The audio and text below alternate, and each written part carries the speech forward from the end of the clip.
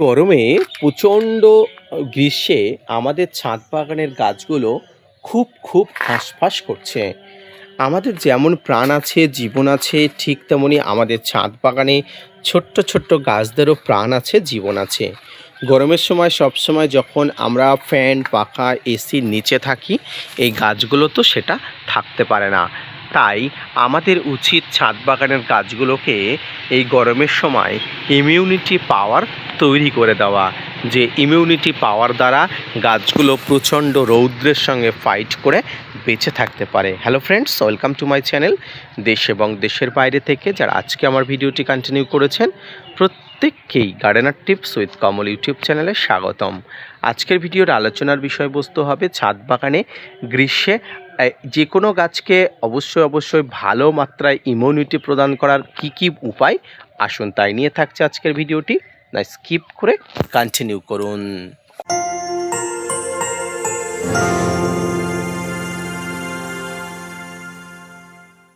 Immunity বজায় রাখার জন্য যে সমস্ত উপাদানগুলো আমরা জানব, এদের মধ্যে আজকে যে উপাদানটি নিয়ে আমি কথা বলবো সেটি আমরা সবাই জানি, সেটি আমরা সবাই ছাদ বাগানে ব্যবহার করি।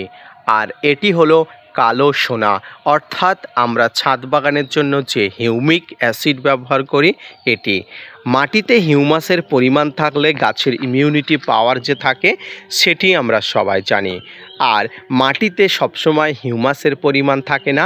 টবের মাটিতে হিউমাসের পরিমাণ যখন বেড়ে যায় তখন গাছ দেখবেন ঝকঝকে তকতকে থাকছে।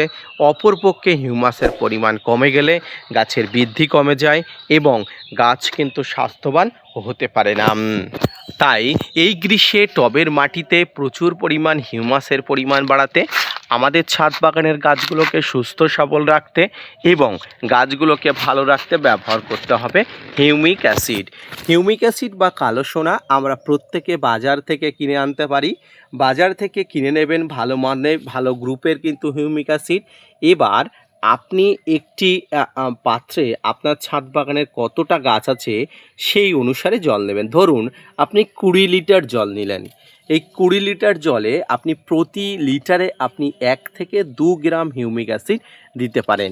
তাহলে যদি 20 লিটার জল নেন তাহলে আপনি অবশ্যই 40 গ্রাম হিউমিক অ্যাসিড আপনি জলে গুলে নেবেন। যদিও 40 গ্রামটা একটু অনেকটা বেশি, আপনি 40 গ্রাম না নিয়ে খুব অল্প মাত্রায় নিতে পারেন। আপনি সেখানে 10 গ্রাম নিলে যথেষ্ট। এই 10 গ্রাম আপনি হিউমিক অ্যাসিড যখন নিচ্ছেন, তখন কিন্তু এই 10 গ্রাম হিউমিক অ্যাসিড আপনি অবশ্যই ছাদ বাগানের জন্য ব্যবহার করছেন। এই হিউমিক অ্যাসিডটি এবার জলে ভালো করে গুলে নিলেন। জলে ভালো করে গুলে নেওয়ার পরে আপনি অবশ্যই মনে রাখবেন এই জলটাকে 10 মিনিট ধরে ভালো করে গুলবেন। এরপরে হিউমিক অ্যাসিড কিন্তু গাছের গোড়াতে দিয়ে দেবেন। গরমের সময় অনেক সময় গাছে হিউমাসের পরিমাণ কম থাকে, গাছে অনেক সময় বৃদ্ধি হয় না, গাছের অনেক সময় কিন্তু হিউমিক অ্যাসিডের পরিমাণ কমে যাওয়ার জন্য গাছ অনেক সময় সুস্থ সবল স্বাভাবিকভাবে বাঁচতে পারে না। তাই আপনি হিউমিক অ্যাসিড ব্যবহার করে দেখুন, গাছ গরমের সময় অনেক ভালো থাকবে। হিউমিক অ্যাসিড জলে দেওয়ার সঙ্গে জলটি একদম কালো বর্ণের হয়ে যাবে। এই হিউমিক অ্যাসিড এবারে ধীরে প্রত্যেকটি টবের মাটিতে, টবের গাছে ছোট থেকে বড় প্রত্যেকটি ইচ অ্যান্ড এভরি গাছে আপনাকে প্রয়োগ করতে হবে। এই গরমে আপনি প্রতিদিন দেওয়া সম্ভব আপনার নয়। এই গরমে যদি আপনি সপ্তাহে একবার করে দিতে পারেন, বিশ্বাস করুন গাছগুলো অবিশ্বাস্যভাবে ভালো থাকবে। এটি আপনি কয়েকদিন পরেই বুঝতে পারবেন। যারা হিউমিক অ্যাসিডের সঙ্গে পরিচিত নয়, আমি একটু তাদের সঙ্গে পরিচয় করে দিই। এই হিউমিক অ্যাসিড দেখুন, এটাই হলো হিউমিক অ্যাসিড। আমি একটা বড় কন্টেনার কিনে নিয়েছিলাম এবং এটি অনেক দিন চলে যায়। এই কন্টেনারটা ফুল ছিল গত 1 বছর আগে আমি কিনেছিলাম, এখনও 1 বছর চলে যাবে। তাই আপনারা সবসময় বড় কন্টেনার কিনতে পারলে অনলাইন প্ল্যাটফর্ম থেকে আপনারা বড় কন্টেনার কিনে নেবেন। এই হিউমিক অ্যাসিড জলে দিলে একদম কিন্তু গুঁড়ো হয়ে যাবে, একদম কিন্তু আলকাতরার মতো হয়ে যাবে। এবং কেমন হবে সেটা আপনারা অবশ্যই দেখেছেন, আপনারা অবশ্যই জানেন। গরমে গাছের ইমিউনিটি পাওয়ার কমানোর জন্য, ইমিউনিটি পাওয়ার বাড়ানোর জন্য হিউমিক অ্যাসিড অত্যন্ত গুরুত্বপূর্ণ।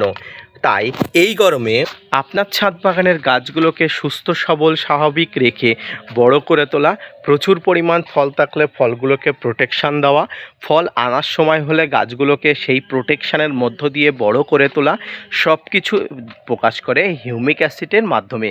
তাই হিউমিক অ্যাসিড আপনারা প্রত্যেকটি ছাদ বাগানের মাটিতে ব্যবহার করবেন সপ্তাহে একবার করে।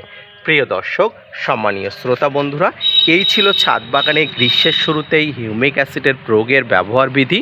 আসছে বর্ষাকালে আপনাকে আর হিউমিক অ্যাসিড প্রয়োগ করতে হবে না, তবে এই সময়টায় আপনাকে ঘন ঘন হিউমিক অ্যাসিড প্রয়োগ করে গাছগুলোকে সুস্থ সবল স্বাভাবিক রাখতে হবে। আজকের ভিডিওটি এই পর্যন্ত, আশা করি ভালো লেগেছে। গ্রীষ্মে ছাদ বাগানের মাটিতে হিউমাসের পরিমাণ বাড়াতে হিউমিক অ্যাসিডের কিন্তু ভূমিকা অবসরণীয়। তাই এই হিউমিক অ্যাসিড ব্যবহার করে গাছগুলোকে ভালো রেখে প্রচুর পরিমাণ ফুল এবং ফলের মাধ্যমে ছাদ বাগানকে সার্থকতা করে তুলুন। ধন্যবাদ।